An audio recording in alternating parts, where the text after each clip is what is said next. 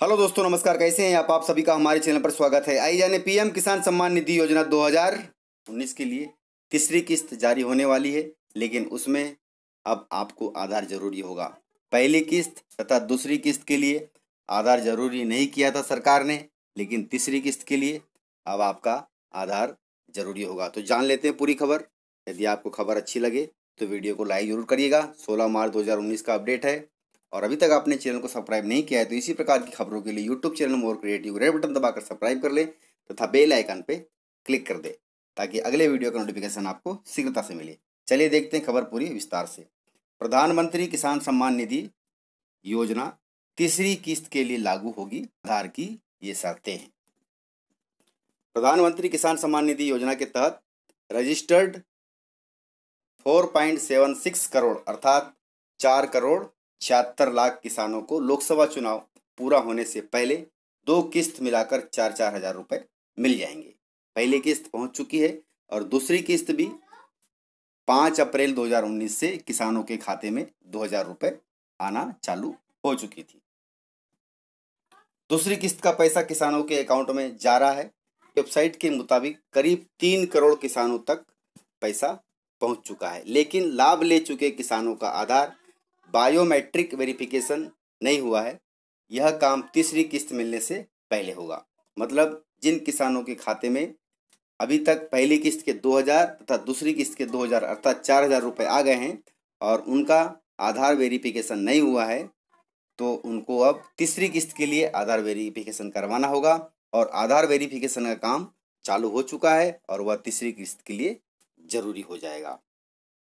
खास बात यह है कि जिन लोगों ने पैसा ले लिया है और इसके लिए पात्र नहीं है, सरकार उनसे यह पैसा वापस ले लेगी। कोशिश ये है कि असली किसानों को ही लाभ मिले।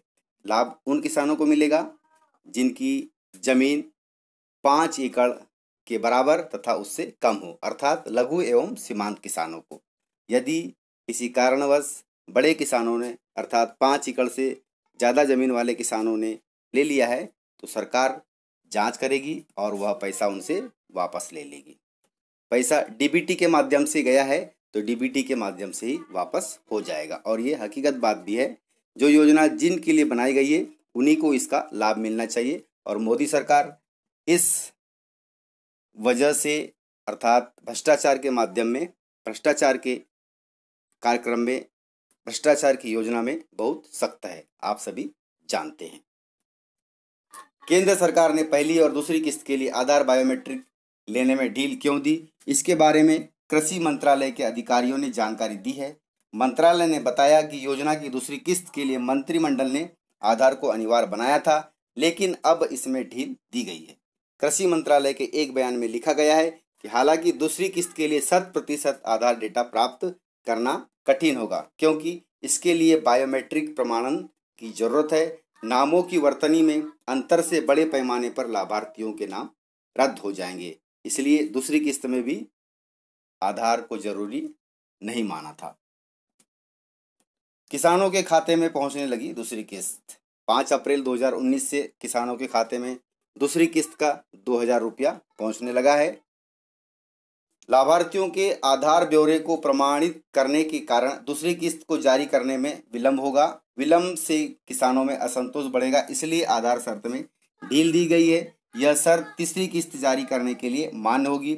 दूसरी किस्त के लिए केवल आधार संख्या को ही अनिवार्य माना जाएगा। भुगतान से पहले सरकार आंकड़ों को प्रमाणित करने के लिए पर्याप्त कदम उठाएगी। प्रधानमंत्री किसान सम्मान निधि योजना के सीईओ विवेक ने कहा, आधार नंबर तो अब भी लिया जा रहा है, सिर्फ बायोमेट्रिक लेने में ढील दी गई है, जिसे तीसरी किस्त के लिए लिया जाएगा। अर्थात आधार नंबर अभी भी लिया जा रहा है, मतलब जब आप इस योजना से जुड़ते हैं तो आपको आधार मांगा जाता है, लेकिन दूसरी किस्त तक आधार का जरूरी नहीं है, वह तीसरी किस्त के लिए बहुत जरूरी हो जाएगा। इसलिए अभी से आधार की प्रक्रिया शुरू कर दी गई है। गड़बड़ी की आशंका का क्या है देखते हैं, मतलब अभी तक इस योजना में कहीं गड़बड़ी आई है क्या? इसके जवाब में कहा गया है कि सीईओ अग्रवाल ने कहा कि अभी तक ऐसी कोई भी गड़बड़ी की सूचना नहीं मिली है, किसी अपात्र को पैसा मिला हो, लेकिन इतनी बड़ी योजना है तो संभावना बनी ही रहती है। अगर अपात्र लोगों के खातों में पैसा ट्रांसफर हुआ तो उसे वापस तो लिया ही जाएगा। ऐसे लोगों को पैसा डीबीटी से दिया गया है और डीबीटी के माध्यम से ही वापस लिया जाएगा। यह हमने राज्यों को बता दिया, मतलब राज्यों को एक मेल दे दिया गया है और उसमें कहा गया है कि जिन किसानों के खाते में पैसा गया है, अर्थात जो किसान इस योजना के पात्र नहीं है, उनसे यह पैसा वापस लिया जाएगा। स्कीम के तहत सालाना 6,000 रुपये मिलेंगे और सरकार ने अभी यह भी कहा है कि अब सभी किसानों को 6,000 रुपये सालाना मिलेंगे। और लोकसभा चुनाव के घोषणा पत्र में यह भी कहा है कि लघु एवं सीमांत किसान को, अर्थात 60 वर्ष की उम्र के बाद किसानों को पेंशन भी देगी सरकार। पहली और दूसरी की किस्त कैसे मिलेगी? स्कीम के तहत पहली दूसरी किस्त देने के लिए उन किसानों का चयन किया गया जिनका राज्यों के किसान सेवा पोर्टल पर पहले से ही रजिस्ट्रेशन है। लेखापालों ने ऐसे किसानों की लिस्ट गांव-गांव जाकर खुद वेरीफाई की है। उनके नाम, मोबाइल नंबर व आधार कार्ड का मिलान कर पात्र किसानों की लिस्ट कृषि विभाग को सौंपी गई है। वेरीफाइड किसानों का डाटा पीएम किसान पोर्टल पर फीड करवाया गया है और उनके खाते में पैसा आना शुरू हो गया है।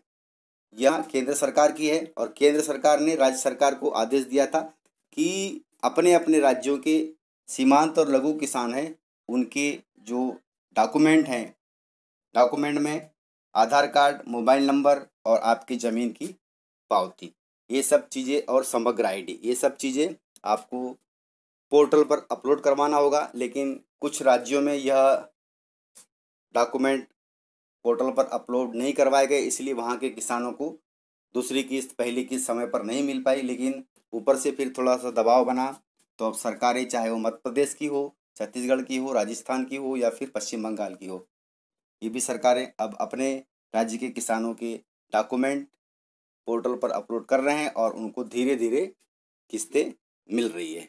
तो इस प्रकार से जानकारी थी। तीसरी किस्त के लिए भी काम चालू हो गया है और लोकसभा चुनाव के दौरान ही तीसरी किस्त भी आ जाएगी। तो इस प्रकार से जानकारी थी। यदि आपको जानकारी अच्छी लगी हो तो वीडियो को लाइक जरूर करिएगा और अभी तक आपने चैनल को सब्सक्राइब नहीं किया है तो इसी प्रकार की खबरों के लिए YouTube channel more creative red button दबाकर सब्सक्राइब कर लें तथा नेक्स्ट वीडियो के लिए बेल आइकन पर क्लिक कर दें ताकि अगले वीडियो का नोटिफिकेशन आपको शीघ्रता से मिले।